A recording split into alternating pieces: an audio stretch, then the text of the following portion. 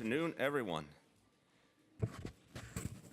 So yesterday, the people in New York City delivered a message loud and clear, and they delivered a mandate. And it's a mandate for fairness, to make this the fairest big city in America.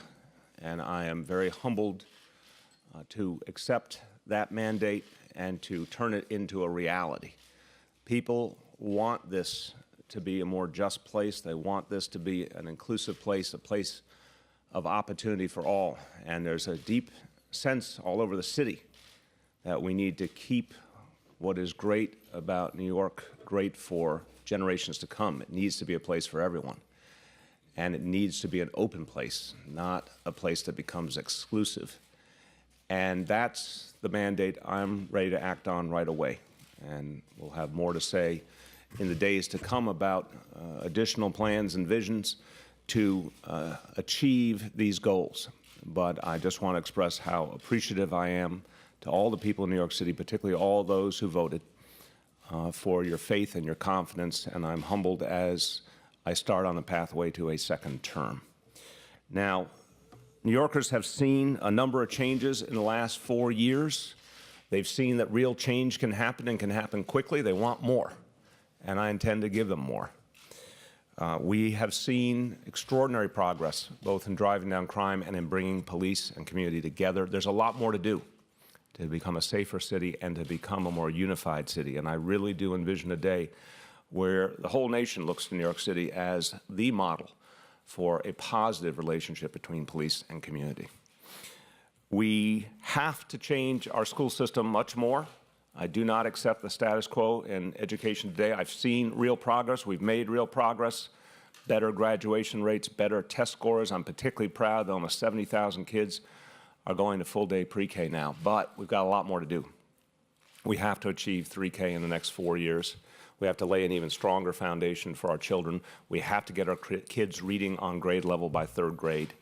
We need the school system to look entirely different in the coming years. It's come a long way, but there's much, much more to do. And that is the mission I will be most focused on. That will be the issue I put my greatest passion and energy into. And obviously, New Yorkers are desperately concerned to ensure that this remains a city that they can live in, they can afford. We have been speeding up the pace of all of our affordable housing efforts and job creation efforts. It's going to make a real difference in people's lives. This morning, I went to downtown Brooklyn to thank voters, to thank them for their faith and their confidence, and it was a wonderful experience, just to express my appreciation to people. But one woman came up to me who told me that she had applied for the Housing Connect lottery to get an affordable apartment, that she was desperate. She didn't know if she'd be able to stay in the city. She didn't know what was going to happen to her and her children, a single mother.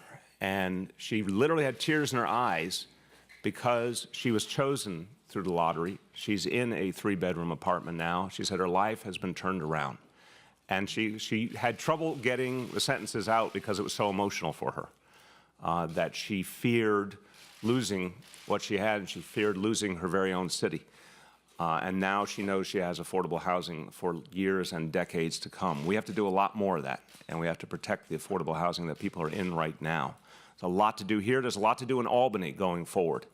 We have to strengthen our rent laws, and if this were a more just world, we would be able to achieve greater self-determination for New York City when it came to our rent laws. But either way you slice it, they must become stronger to protect affordable housing for millions of rent-stabilized and rent-controlled tenants.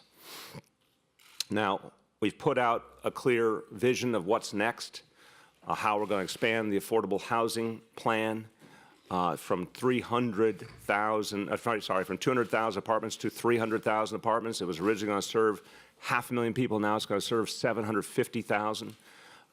Obviously, right to counsel law making a huge difference. All of our efforts to stop evictions, what we've brought in terms of fairness to the rent process with the Rent Guidelines Board, all this is going to continue. I think it's going to make a big difference in people's lives. But there's more we have to do. I am going to go back and fight for the mansion tax in Albany. I think it is a fair idea to ask those who buy very expensive homes to pay a little more so that seniors can have affordable housing. I am going to fight for the millionaire's tax in Albany, so that those who have done very, very well and live in New York City pay a little more in income tax. so that everyone else can get around and that we can have the fair fare, the half-priced Metro cards for low-income New Yorkers so they can have opportunity too. These will be crucial initiatives going forward. We're going to make sure there's even greater trust and accountability in the relationship between police and community with body cameras on all our officers over the next 2 years, all our officers on patrol. And I think that's something that's going to be deeply felt in this city. A lot of people, when I talk to them about it around the city, consider that one of the greatest steps forward we can take. And I think it will be a crucial part of really bonding police and community together once and for all. So there's a lot to do. But I want to say I'm once again optimistic.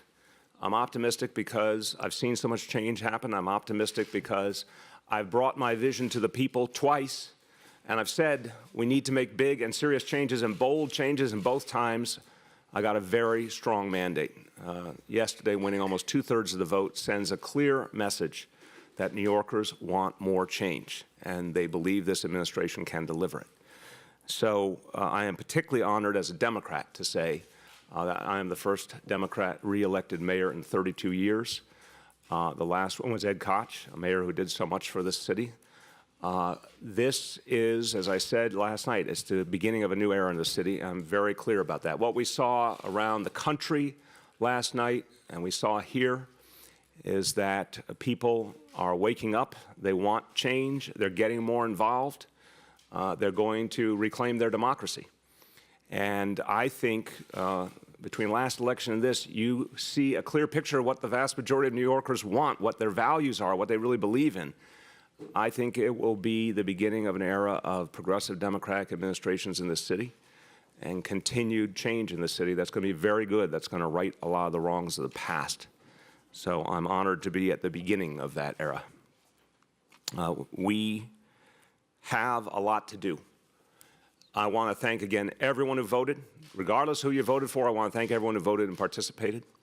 I think a lot more people would have voted and participated if we hadn't had the rainstorm in the late afternoon into the evening. But much more important than the rain, a lot more people would have voted and participated if we didn't have some of the most backwards election laws in the whole country, and it's a disgrace. And I am sick of my state being one of the last in the country to achieve electoral reform, and I'm going to put my heart and soul into this fight in Albany in the coming months, and I know a lot of New Yorkers are going to join in. There's tremendous passion on this point. We are one of only 13 states that does not allow early voting. Early voting is the greatest preventive measure to make sure people are not excluded because of the weather or because work went late or because the subway broke down. If you don't have early voting, you're implicitly allowing the disenfranchisement of a huge number of voters. If you don't have same-day registration, you're keeping a vast number of people out of the process. You know the numbers. There's 1 million people in this city who are eligible but not registered, 2 million people in the state eligible, not registered, because the political class has attempted to exclude them consistently for decades. And this is a Democratic problem and a Republican problem. This is a continuation of some of the bad history of Tammany Hall that still haunts this state. We cannot accept it any longer. We need to come into the 21st century. We need to say that every New Yorker who wants to vote should have the right to vote. It should be easy. It should be something that people can do naturally, not have to struggle to do. So that is going to be one of the big focus points in our Albany agenda starting in January. Look, despite the obstacles, despite the weather, despite the fact that there was a lot of coverage that said, the election was a sure thing, people still came out in strong numbers. In fact, turnout for this election exceeded the election 4 years ago. And just to give you perspective, the number of New Yorkers who voted in this mayoral election exceeds the entire population of 8 states in this country, meaning the number of people who voted was larger than the population of each of 8 states. That's a reminder there's still a hell of a lot of people who are engaging and more people engaging now for a variety of reasons, but I know that that will be supercharged if we fix our electoral laws. So I hope you can hear in my voice that I am ready to get to work right away. I'm not interested in any victory laps. I just want to get right back to the agenda. I feel a deep sense of urgency. I am a believer in term limits for executive office. I feel it very strongly, and one of the advantages of term limits for executive office is now I can count down to the last day of 2021, and I've got just that period of time, just those 4 years and 7 weeks to get done everything that I am supposed to get done for the people of this city. I have a sense of mandate and urgency, and I know I have a time limit that I have to achieve these goals in. And that's the message I'm sending my whole team, and my team is responding with their typical energy and urgency as well. So I want all New Yorkers to know I have heard them loud and clear throughout this election season and through the 43 town hall meetings I've been a part of and been honored to be a part of in neighborhoods all over the city, and there will be more coming up in the coming weeks.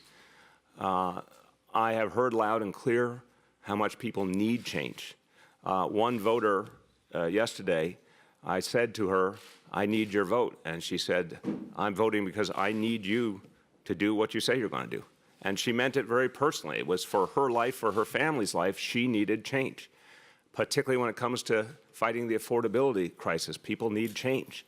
So I heard loud and clear what's on the mind of New Yorkers, and it's my job to produce for them.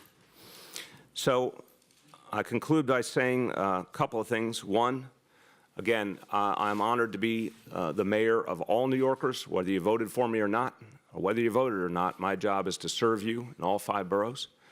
I think making this the fairest big city in America is in everyone's interest and will make us a stronger city for everyone. So that's my sense of calling as I go forward.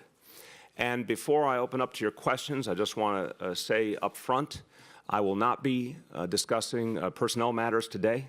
Obviously, we just had the results of the election. There'll be a lot more to say in the weeks ahead, and I will stick to my historic rule that you've all experienced. When I have something to say on the personnel front, you'll be the first to hear it. But today is not the day, in terms of this administration, to give you any personnel updates. Just a few words in Spanish. Con la elección de ayer, los neoyorquinos han enviado un mensaje claro. La gente de Nueva York apoya nuestro plan para una ciudad más justa. Vamos a dar pasos urgentes para hacerlo realidad y que New York sea la ciudad grande más justa del país. With that, welcome your questions. Yes. Two things. First, can you tell us to what extent you want to reform the rent laws? And then secondly, last night you said, I think I'm paraphrasing here, you ain't seen nothing yet. Do you expect to move farther to the left? What do you mean by that? It means that the agenda will deepen. You know, going from pre-K to 3K is a multiplier. 3K is even higher impact, even harder to achieve, even more unprecedented, as one example. Going from a 200,000 apartment affordable housing plan to 300,000 is a big, bold jump. But we're going to put these things into action. I know you and others have asked, well, you know, where is the big transcendent vision? I feel like those things are big transcendent vision items, putting equity and excellence into action. I don't ask everyone to be experts on education, but if you talk to educators, the notion that we're going to get every child reading on grade level by 3rd grade is a huge stretch goal, profoundly important, incredibly difficult, probably more difficult than any of the other plans, but absolutely necessary. So that's when I say you ain't seen nothing yet, that we're going to go places the city's never gone before. And I think it's going to make a huge difference. Now, on the first question, look, obviously, I believe we should have self-determination when it comes to our rent laws. I understand how hard that will be to achieve. But in the meantime, there are some real obvious things we can do. I'm not going to give you the whole layout today. We'll have plenty of time to talk about the Albany agenda, but clearly addressing the weaknesses in our current rent guidelines and rent laws. Too many apartments are being lost because the legal dynamics allow them to be lost from affordability. We have to change that. We have to change the dollar figures at which apartments go out of rent regulation.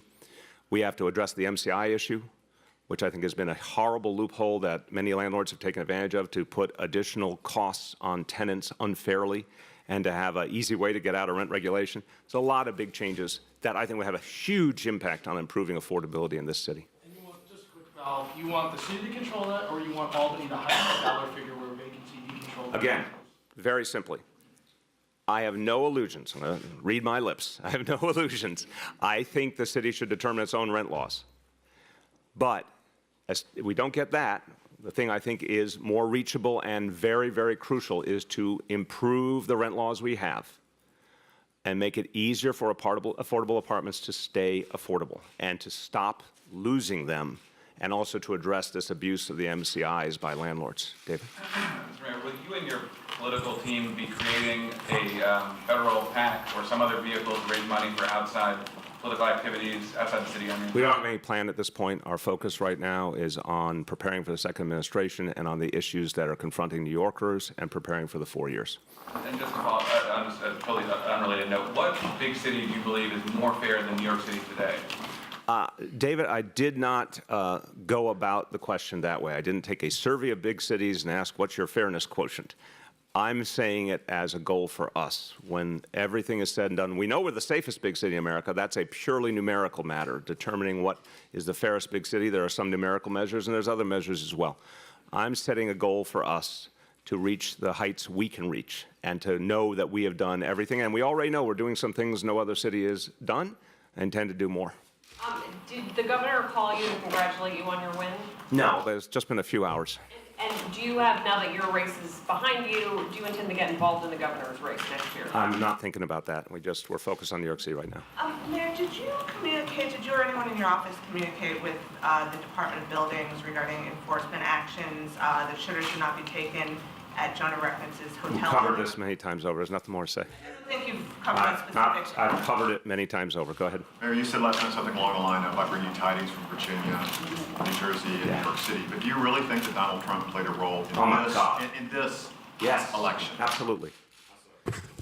Guys, everyone who read a paper or watched TV, or looked online, was told this election was effectively over from the start. It rained heavily in the crucial voting time of the day, the time when most people vote, right? There were so many reasons that you could have seen turnout tank. Now, I do want to say, I do believe in my heart that my message, the things I've been doing, the things I plan to do, did energize a lot of voters, and I believe in my heart that my campaign team did an amazing job with an organizing model that reached deep into communities that you guys couldn't see, and I don't mean that in a bad way, but I mean it was sort of a classic grassroots operation that wasn't big and showy, but really reached deeply into communities and energized turnout. I think those two things were really important. But I have no doubt the Trump factor was important too. A lot of people have been turned back on to the political process because of their frustration with Donald Trump.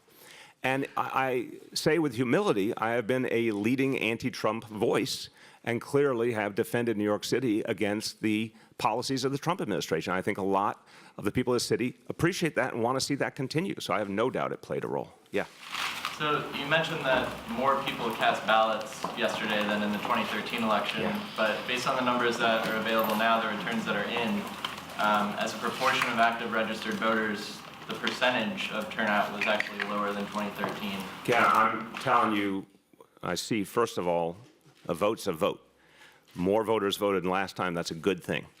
More still coming in, as you know, so we don't have the final count yet.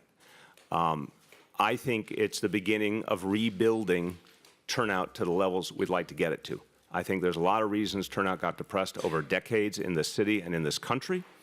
I think we're going to, all of us who care about making change, I think this should include all Democrats and all progressives, need to rebuild that voting culture and that civic participation, and this was a good sign here. It was a good sign, obviously, in Virginia, and New Jersey, and Washington State, like so many places.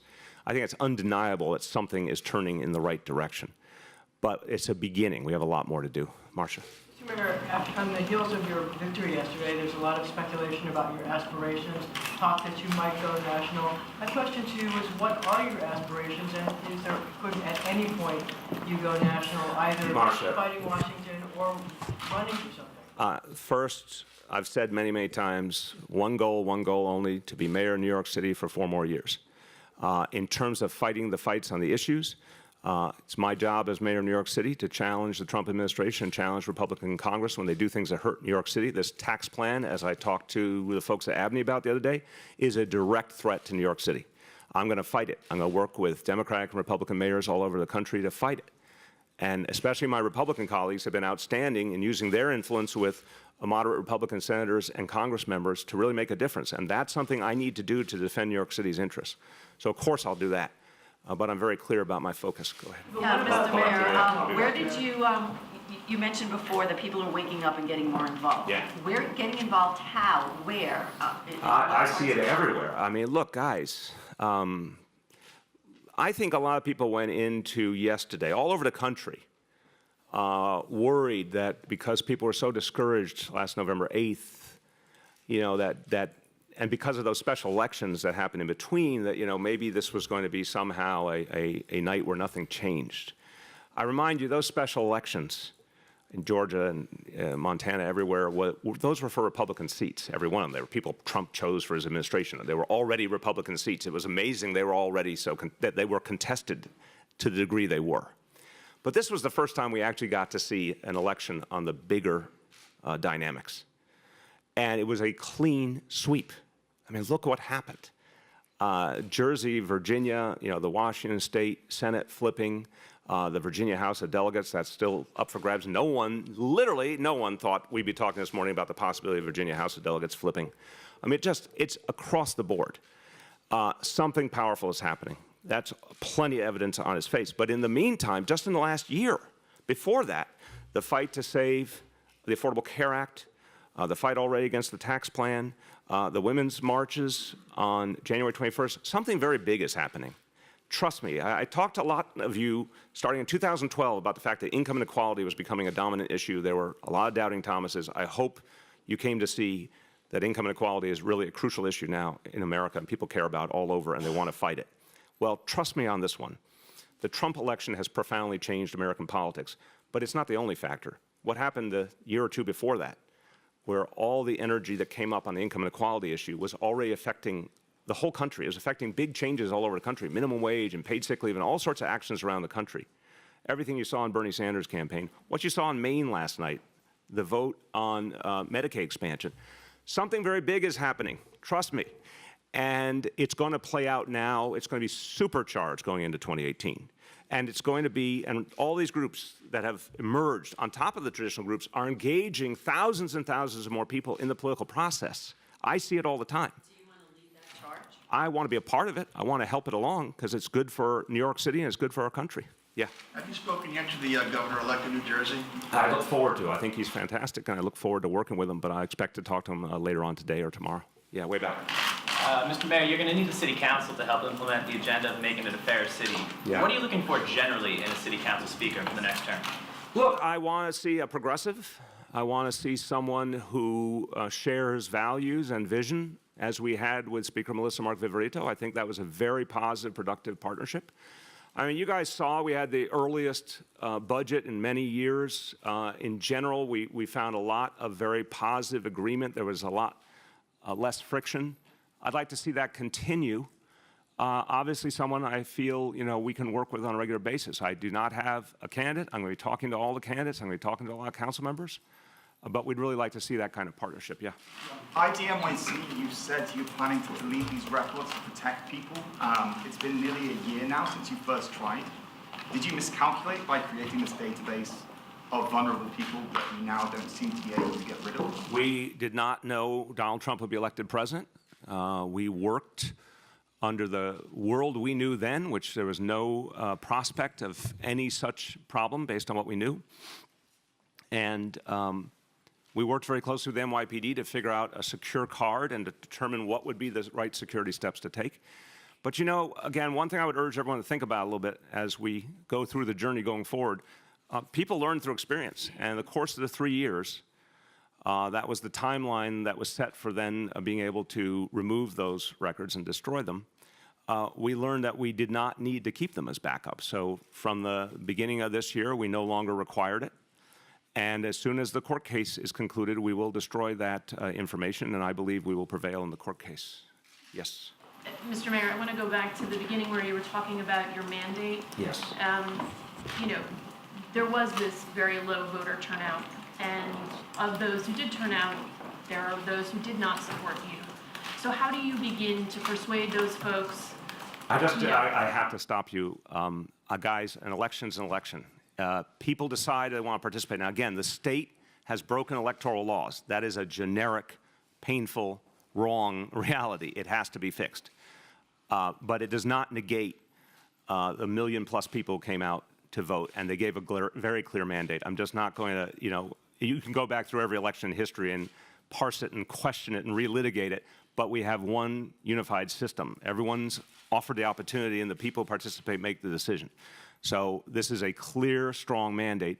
But I'll tell you something, if we fix the voter laws, you're going to instantaneously see a lot more involvement. And then just your comment on, there's one city council race where it appears that an incumbent may have lost, Elizabeth Crowley, and the man who challenged her, Robert Holden, is someone who's been a very outspoken critic of the administration and, was part of some of those protests in front of the hotel in Maspeth. I'm wondering what you think of him joining the city council potentially. I don't know him. I mean, he's obviously a Republican, and we don't share values, and I'll try and work with him, although I suspect we won't see eye to eye on most issues. That race is still being looked at, and then there may be a recount there. But look, I don't know what happened there because the overall trend in the city went the other way. So I don't know what happened there. Just follow quickly on David's question before I ask my question. On the federal PAC, you said you don't have any plans at this point. Was that something that was under discussion by you? Yeah, I have no plans. That's all I want to say. Yeah. My actual question is, in a city where Dems outnumber Republicans 6-1, how is the 2-1 margin of victory on a mandate? I don't know what your definition of an election is, but my definition is that people decide to participate, and whoever gets the most votes wins. And if you have 2/3 margin, that is a clear, strong mandate. And that came from everyone participating, Democrats, Independents, Republicans. So I think it's unquestionably, I'm not shocked if your paper wants to denigrate it in some way, shape, or form, but it's a clear mandate, and I'm thrilled to see that turnout is starting to go up. Go ahead. So many more Democrats in the city? Go ahead. The public hospital system is facing deficits of probably $2 billion or more dollars. Can you issue an ironclad promise that you're not going to close any of these hospitals? I've said it many times. All the facilities are going to be kept open. We're going to do a lot of different things with them because healthcare is changing and we have to reach communities in new ways. But we're going to keep the facilities open. Yeah. Mr. Mayor, good afternoon. Good afternoon. You spoke about your agenda for the next 4 years. You said schools, affordable housing, and job creation. But so far, I haven't heard anything about what appears to be your toughest task that you've committed yourself to, which is closing Rikers Island. So my question is, what measures are you going to take to make that happen starting now? Well, it begins with the land use process and the council, and I think the fact that really a very admirable, noble thing happened in Queens. I think it deserves a lot of both respect and deserves coverage. The group of council members came together proactively, including the council member who represents the Queens House of Detention, and said this site should be used for an expanded facility. We want to start that land use process immediately, and we want to start the processes in the other 3 boroughs immediately as soon as they can be begun. Everyone knows land use, just the land use decision-making process through ULURP is on a clock, and that clock will have to run its course. And everyone knows that construction in New York City does not happen overnight. But that's the first step, and it's going to happen aggressively.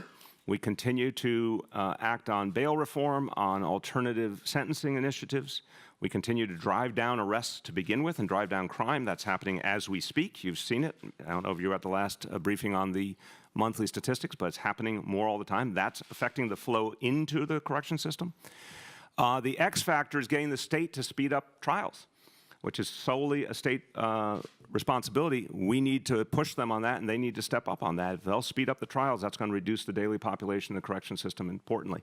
But first, #1 item is move the ULURP process for those sites. Yes? Mr. Mayor, you mentioned yesterday and today again that you hope that this is the beginning of a new era of democratic and progressive rule in New York City. You also just mentioned the Tammany machine and its impact on voting laws. I mean, Republicans didn't just lose yesterday in New York City, with the exception of that seat in Queens.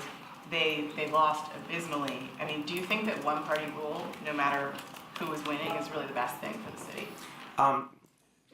Look, when I invoked Tammany per se doesn't exist anymore, we know that. But the reason I invoked it is that same mentality still pervades in Albany, meaning exclude inconvenient voters, right? Unfortunately, a lot of the political class would like to keep the voting base really small. And that's Democrats and Republicans both, and that's wrong. You should want to constantly expand the number of people who are voting and talk to them and convince them, not repress the growth of the voting population. So that's why I invoke that very old school idea, which I think is still sadly current. But do I think Democratic leadership across the board would be best for the state? Of course I do. The Democratic Party is not a monolith. You can turn to Yoav and explain this to him, that Democrats actually have a whole range of ideas and concerns, and they don't all think alike, and they don't all vote in lockstep. We don't do block voting in the Democratic Party. People all make their own decisions. So I think if you have the Democratic Party in charge of the Assembly and the Senate, governorship, county executives, mayor of New York City, city council of New York City, you're going to have a more progressive city and state. You're going to have a city and state that's run better, but there'll still be plenty of debate. There'll still be plenty of differences. Just as a follow-up, Republicans did have control of the mayorship for almost 20 years. Yes, I was here. Right, depending on how you, as was I, depending on how you count it. But so they're not winning anymore in that way. What advice do you have for Republicans who are hoping to win in New York City this summer? Don't think I'll be offering them a lot of advice. Look, I think one thing to recognize is that they've lost 2 elections in a row, but they won elections they should never have won to begin with in '93 and in 2001. And therefore, we should never take it for granted, never rest on our laurels. We have to build a progressive movement in this city, and we have to build a stronger Democratic Party in the city, and we have to involve a lot more people. So I'm only going to give advice to Democrats. Yes, Marcia. At the end of your term, you'll be about 60 years old. Presumably, you'll have your health. Thank you, Marcia. Thank you. That was the nicest thing you've ever said to me. That was still good. That was a step forward, Marcia. We're going to bond over that. Presumably, you'll also have the passion then that you have now. So I wonder if you plan on doing something else following your term, or you'll retire from political life and be quiet and do nothing. Thank you. Go to the old folks' home for former mayors. Way too far ahead. Right now, it's about preparing for the next term and the things we have to do for New York City. I do not have the luxury of thinking that far ahead. Gloria. Mayor, 2 questions for you. One, I want to go back to the Crowley race. Your team helped out in other races that were also somewhat competitive. Did you provide any help to Crowley's race? And the candidate who might win is actually a registered Democrat who ran as a Democrat in the primary.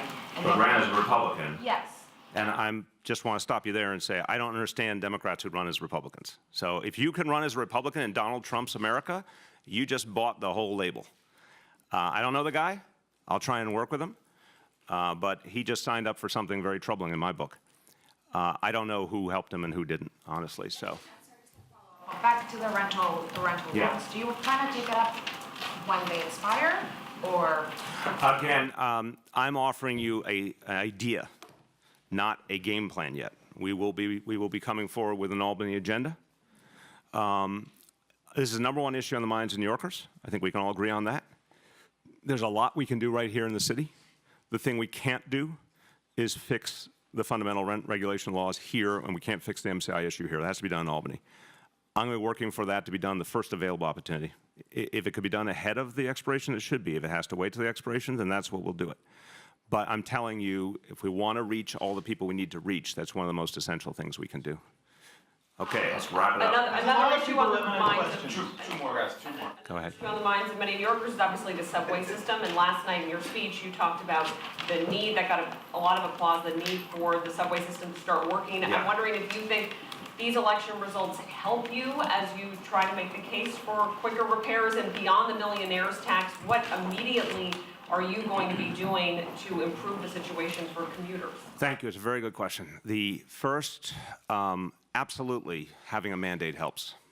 You know, I think if you would just go do a survey of people who run for office and say, how would you feel about winning 2/3 of the vote in an election, you would get a uniform, I'll take that, from people who run for office. So a strong mandate always helps, and it always creates energy.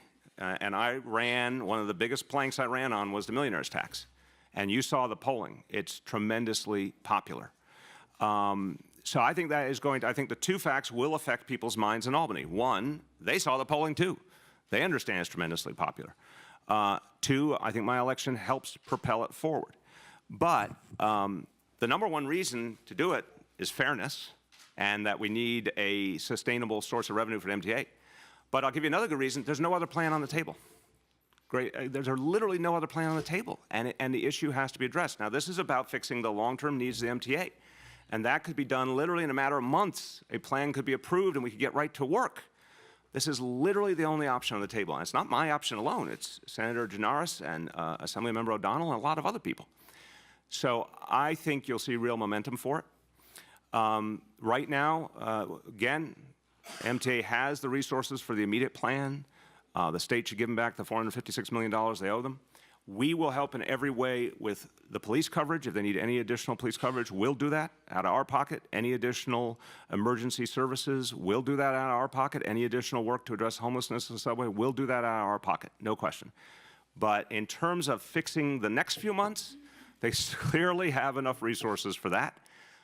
Let's agree on the long-term plan. That's the thing that will really change the picture. And do you, just a quick follow-up, do you intend to continue riding the subway on Sure. a semi-regular basis? I know in the lead up to the election, you were I doing it more will frequently. indeed, absolutely. I'll see you more in the next few days. We'll have plenty of time. Thanks, everyone.